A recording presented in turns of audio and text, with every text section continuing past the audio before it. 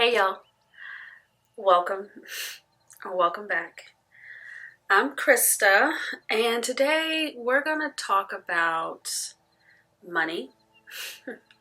This is a money diaries video, and if you've watched my other money diaries videos, you know that I am Krista David, and I'm on a journey to become financially independent in 7 years or less. And I'm in year 2 currently. If that sounds good to you, hang out with me for a little bit. If you would rather wait until I upload a planner video or a fountain pen video, totally cool with me. If you like both, I'm ecstatic. Okay, so I have my notes. I have my matcha, and I have some notes. And I just want to talk a little bit about the accounts I use to manage and multiply my money. Buckle up, Buttercup. So the accounts that I use to manage and multiply my money, there are about 9 or 10. We'll see what we have by the end of this video. The first account is not really a checking account, so we're going to call this account 0. Account 0 is my emergency fund, my cash on hand, my $1,000 if sugar honey iced tea hits the fan, right? I keep my emergency fund cash on hand at home.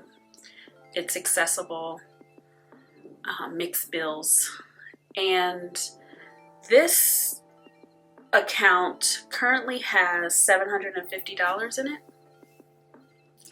It is usually $1,000, but I recently had an emergency.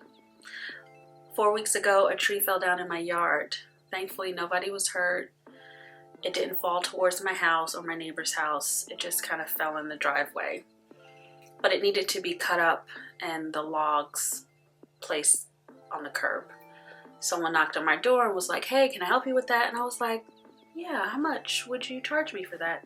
It's like, "Oh, $150. I'm like, "All right, bet." I gave him $200 because I think he underestimated his services.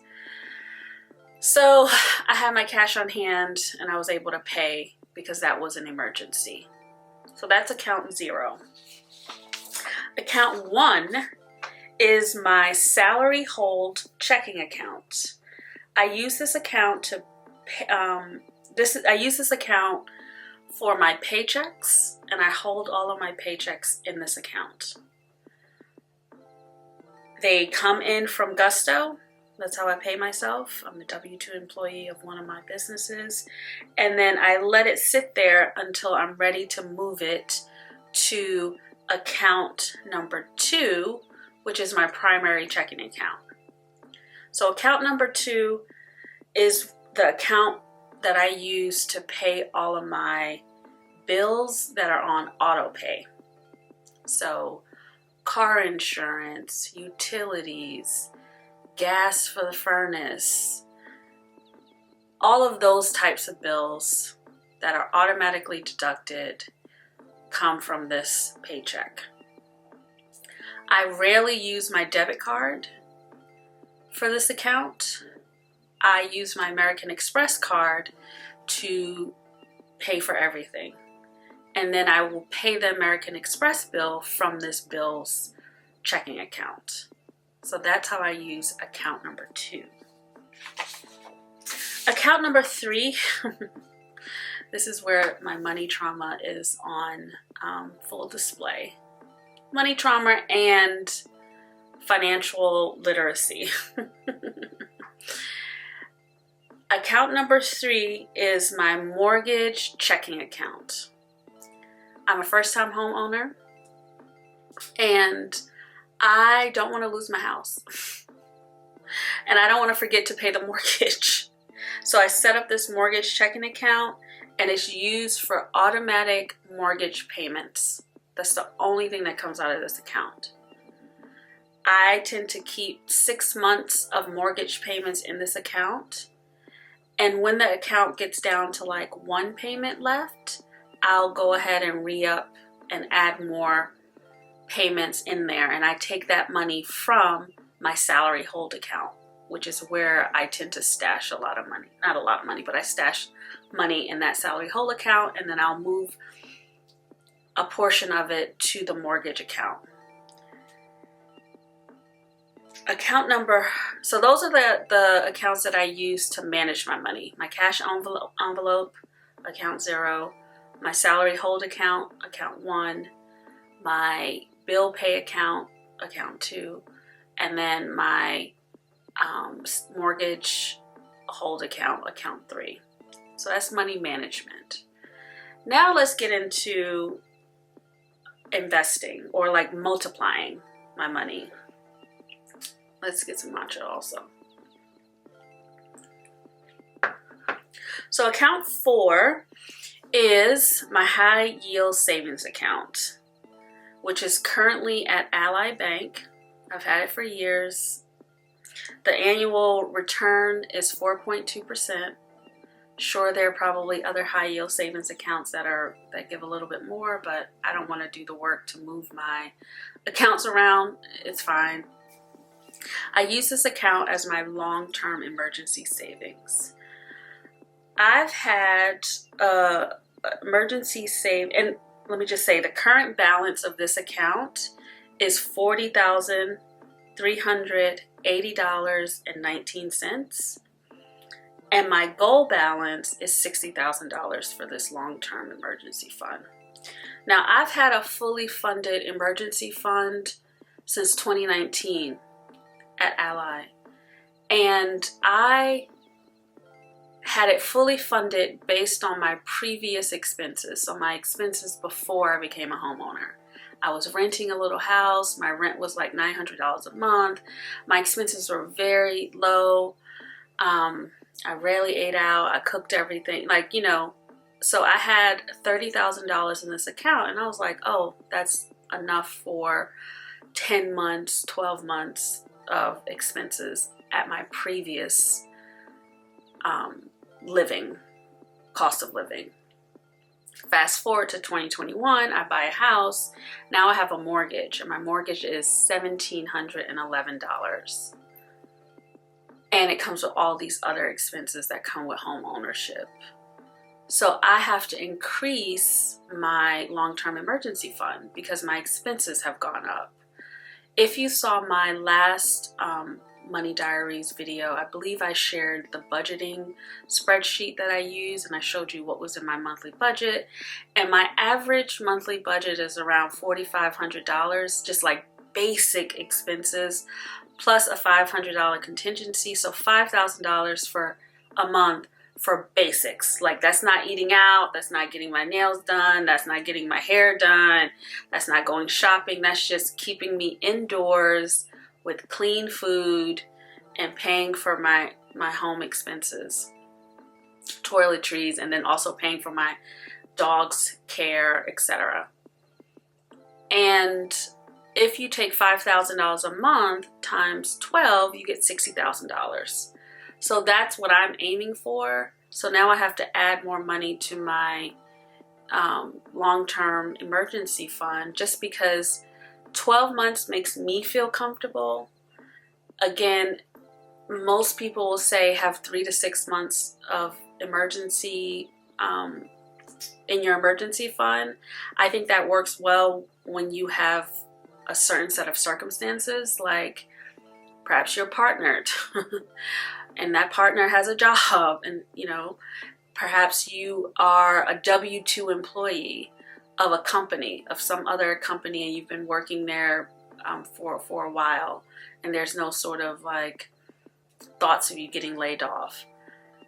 I think you have to build your emergency fund around your comfort and your unique circumstances. I am unpartnered. I'm splitting bills with no one. I am a homeowner.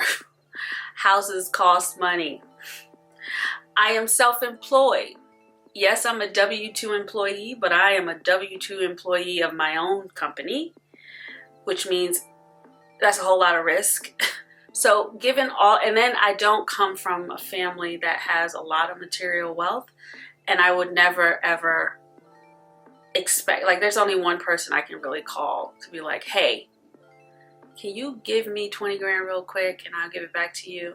That's one person. That person knows who she is. But other than that, I don't have those sorts of safety nets.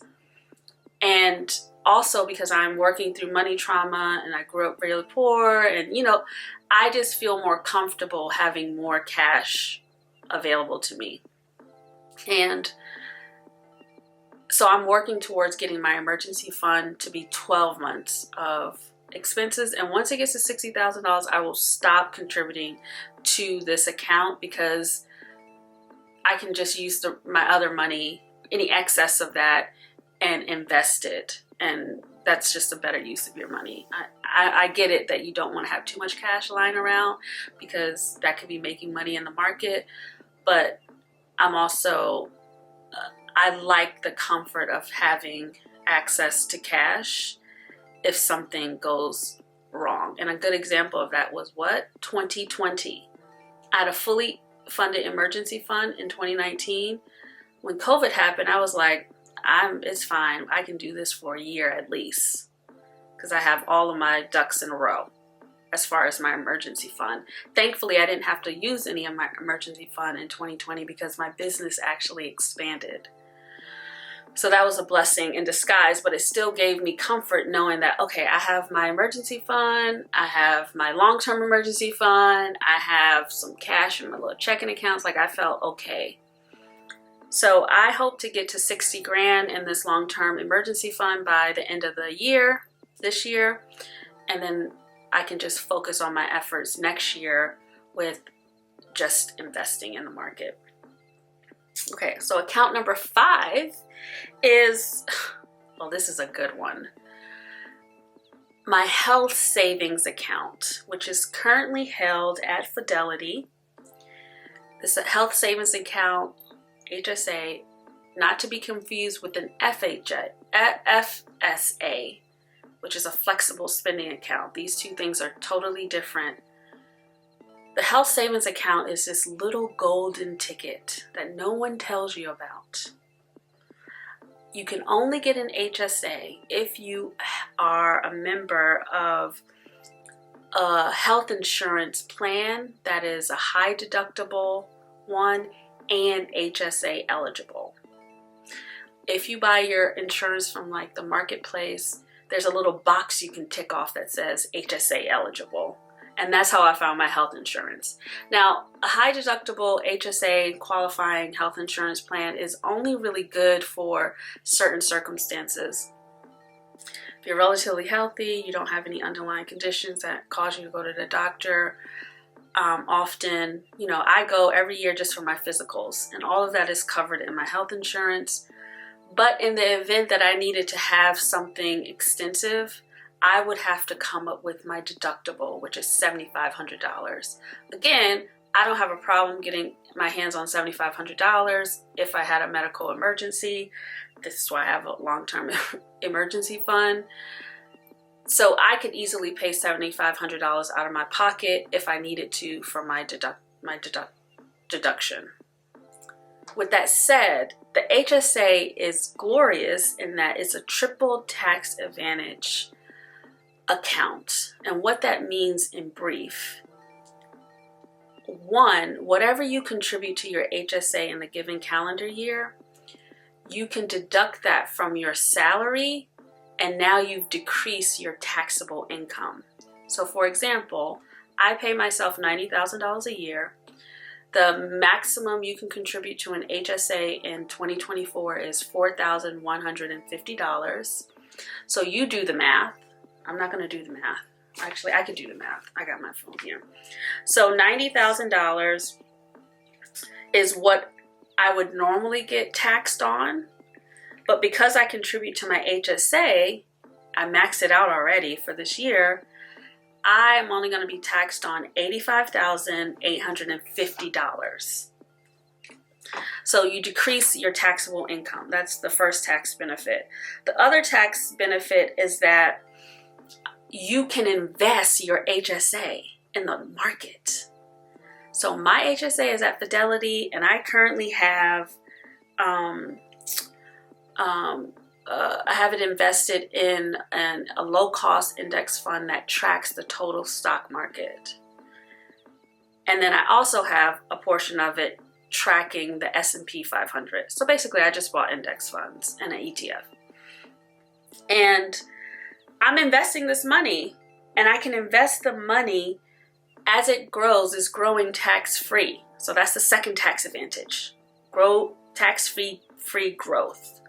The third tax advantage, my favorite, when I am 65, I can start taking out of this account tax-free for any qualifying medical expenses. But here's the glorious part, and this is what I talk to my accountant about.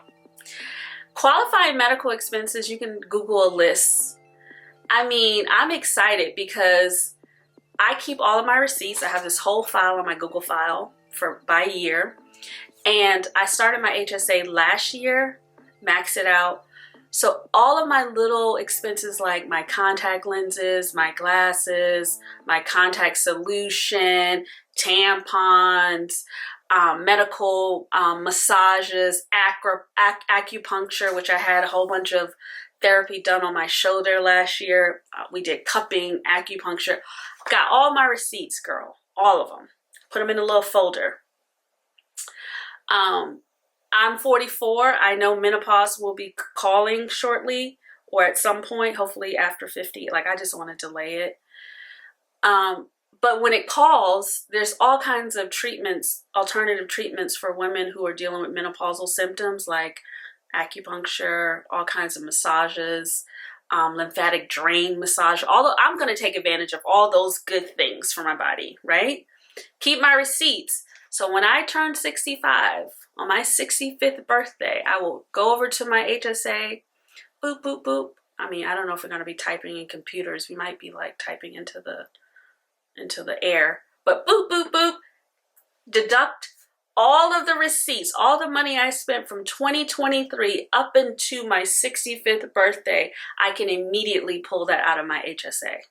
Tax-free. Guess who's going to be balling out? Me. 65th birthday party is going to be lit because I'm gonna have all this money that I get to like immediately draw down just for funsies, right? And then from 65 until I leave this earth, which I'm hoping to live until I'm 104, I can use the money in that account to pay for all of my medical expenses. It's just a wonderful account. So do your Googles, learn about a HSA. If you're healthy and you can get you a high deductible insurance, go for it. I know people close to me who have done it with their families and they have small children and they're high earners. So they're like, okay, I can handle the deductible, no problem. But they're using the HSA through their employer. So just check it out for yourself. Do your Googles. My HSA currently has a balance of $9,504.16. And that is with me maxing it out last year and this year, and then getting, I think it's like a 10% return. It's been pretty good the past couple years. So that's great. Golden ticket. I need to start planning what my vacation is going to be when I'm 65 for my 65th birthday, because that's what I'm going to use that money for. I'm a ball out. Okay. Anyway, account number 6 is my trusty dusty SEP IRA, which is my individual retirement account. This is pre-tax contributions. This is a wonderful account because my company contributes to my SEP IRA on my behalf. So my company contributes 25% of my income to my SEP IRA. And when they contribute pre-tax, when my business contributes pre-tax, it decreases my tax bill for my company. It's a wonderful thing. Anyway, the current balance is $50,960.57. And the reason why, and I have this invested in VTSAX, Admiral shares through Vanguard. And this is just index funds that track the total stock market. I'm all about passive investing. I'm not trying to beat the stock market. I'm just trying to get in where I fit in and have my portfolio be set up for long-term gains. So that's what I have going on. But the reason why I was really proud of myself with this account, let me get some matcha. When I was going back looking at the numbers, I was like, wait a minute, I opened this account, the SEP IRA, in March of 2022. So I haven't had it except for like 2 years and a couple months. And to be able to put away $50,000, or actually it's less than that because I've gotten some interest each year on this. So let's just say $48,000 in 2 years. I feel really proud of myself. For someone who is literally figuring this stuff out day to day, who started becoming financially literate in her mid-30s, I'm feeling really proud. And sometimes we can look at our numbers and see to our and think to ourselves, I'm so behind, other people have so much more money than me. You can get caught up in all of that comparison stuff, but just keep in mind that your situation is unique. My situation is unique. I didn't know anything about money. I became a mother at the age of 14. My daughter is going to be 30 this year. I had to do things with my money while I was earning it to just survive. So investing wasn't even something I understood. And when I finally started to become financially literate in my mid-30s, I just started baby stepping my way. And it wasn't until 2 years ago where I got an IRA. It is what it is. I'm not going to beat myself up. I'm going to hold myself with a lot of compassion. And I encourage you to hold yourself with a lot of compassion and just start wherever you are today. The key is to just start. If you're not investing, start today. Go Google, watch some YouTube videos. It is not as scary. Call up Vanguard or Fidelity or Schwab or whatever brokerage you decide to use and ask questions and just get started. Your future self will thank you. Trust me. I can't wait to see this money grow. Grow and grow and grow. Okay, so that's account 6. Account 7, similar to account 6, is my Roth IRA, and this is also my individual retirement account, but it's post-tax. I established this account in December of 2019. Like, I just opened it. And then I didn't start contributing to it and buying my index funds until July 2022. So like 2 years later. And sometimes that's all you can do. Sometimes all you can do is just let me set this up. That's all I have the capacity and the wherewithal to do. And then the next step is let me figure out how to get money into it. And then the next step could be let me figure out what I should be investing in to get it done. You don't have to have the whole thing figured out before you start investing. Just open up your accounts, girl. Just open them up.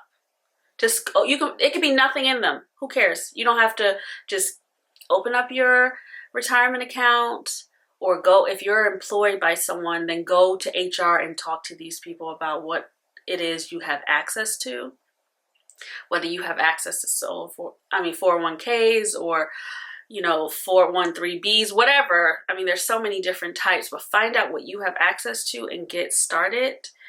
Find out at what level you may be already contributing. If you're employed by a company, you're probably already contributing something. Find out what that percentage is and make sure you're meeting the match, maybe if your company has a match.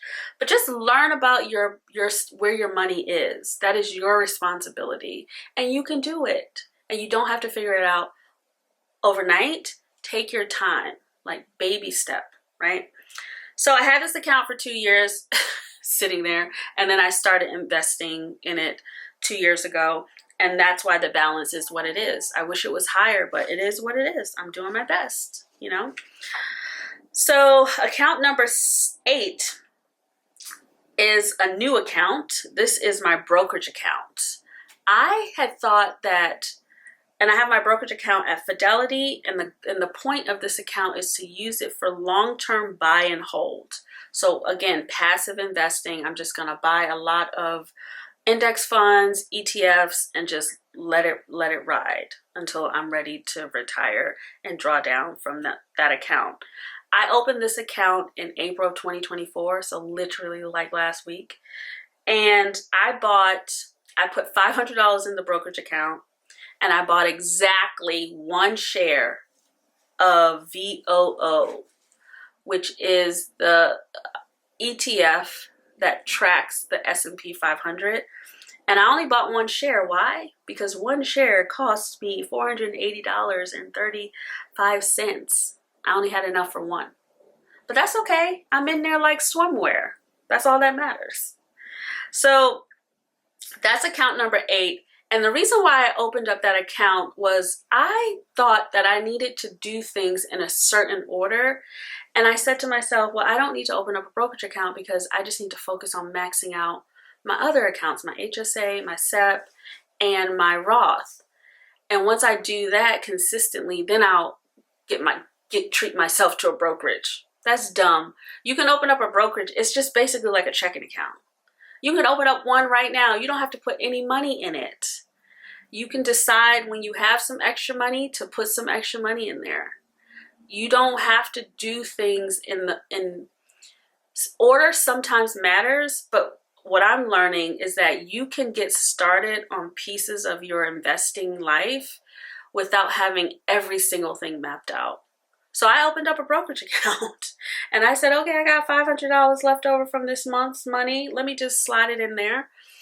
And it was so easy to open it up. It was easier to open up a brokerage account than it was to open up a checking account. And opening up a checking account is kind of easy. So that's all I'm saying. That's my account number 8. I am going to use that for any extra money that is left over after I max out my HSA, my SEP IRA, and my Roth IRA. So any pieces of money that I have at the end of the year, I'm just going to sweep into that account and let it grow and let it multiply. And then similarly, account number 9 is a second brokerage account. Because I mean, they giving them out like hotcakes. They're free. So I got a second brokerage account at E-Trade. But this account I'm using for short-term buy and sell investing, so active investing, which basically means you're buying a share of something, an index fund, an ETF, a stock, and you're going to sell it in a period that's less than 12 months. So I may buy it in June, but I'm going to sell it in October. That's technically active investing. That's not passive buy and hold. And there's some tax implications when you're doing that kind of investing. Won't get into that right now. But in that account, I have $0, girl. I opened it up in April. $0 are currently in there. Totally fine. I don't plan to start playing around with this until I have some free time this summer. And that's when I want to start looking at individual stocks and then also playing around with options. But I'm still learning. So I'm not in a rush, but I have my accounts and it's fine, right? I don't have it all figured out. I'm still learning, but those are my accounts. Those are the accounts that I use to manage and multiply my money. And now it's your turn.